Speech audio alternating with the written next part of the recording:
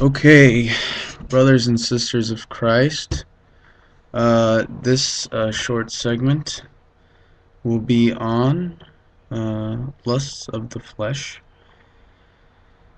Lusts of the flesh. Wow.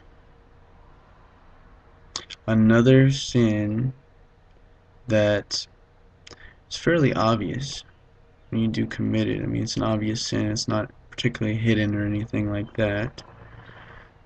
But the thing about it is that it's such a selfish act. Such a Well, there are many selfish acts that can be done under the category of lust of the flesh. Um,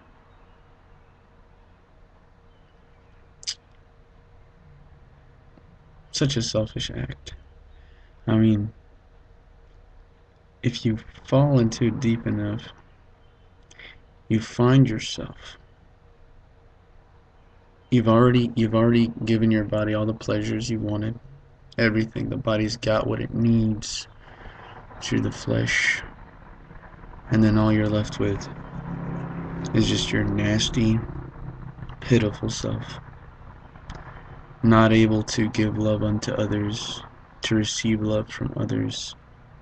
You're just stuck there, just a slave to that pleasure. Huh. Lusts of the flesh not only destroys your body and and your mind. We'll get to the mind. Destroys the soul. Straight up. Destroys it. Wipes it out completely. Because when you realize that you wanted pleasure over what God has to offer, you become his enemy.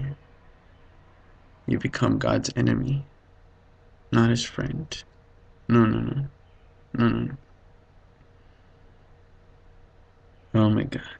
We talk about lust of the flesh. I mean, just imagine you continue in lust of the flesh. You won't be able to even look at a woman, have a conversation with her, without thinking something nasty. You can't even look at people straight in the eye. You know? You want to talk about obsessive compulsive disorder, and many people get medicated for it. It's very necessary. It's a very it's a very awful disorder. But it is ignited. This disorder is ignited.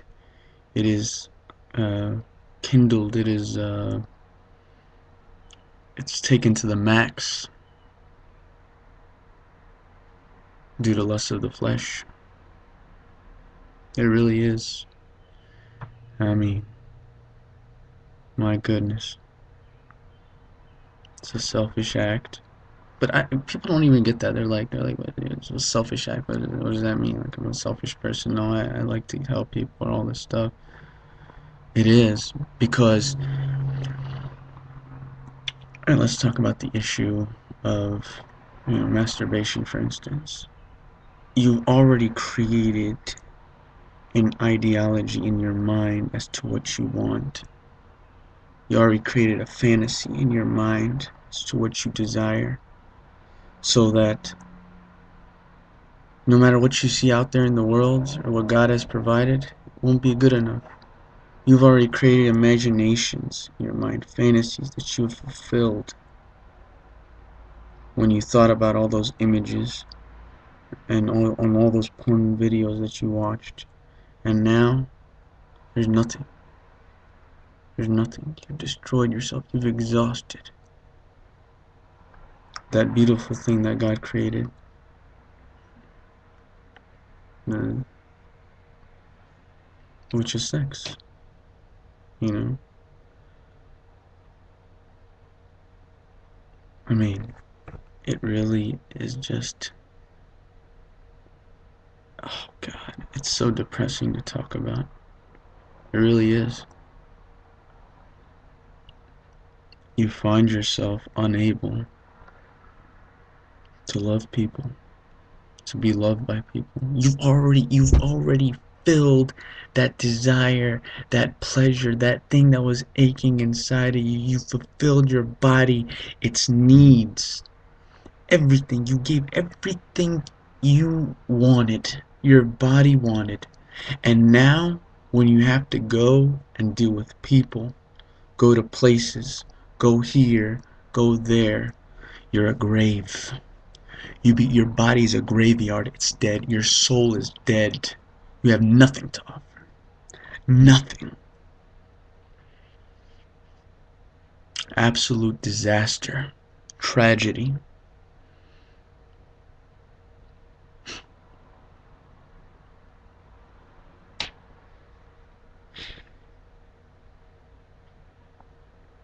But there is hope. There is hope when you turn back to God. You tell him, God, Father, I messed up bad. But you know the way he does it? That's the thing. The way God does it, when he turns you from sin, he makes you feel the pain that was caused by those acts. He makes you feel the pain, the agony in your soul when you find yourself not only separated from God, but you can become separated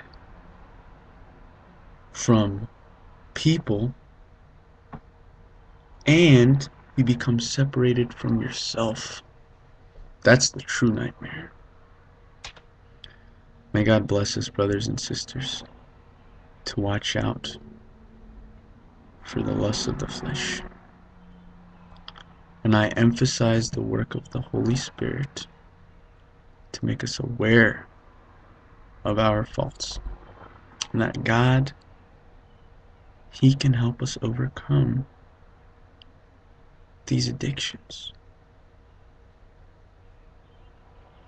Thank you for your time. God bless you.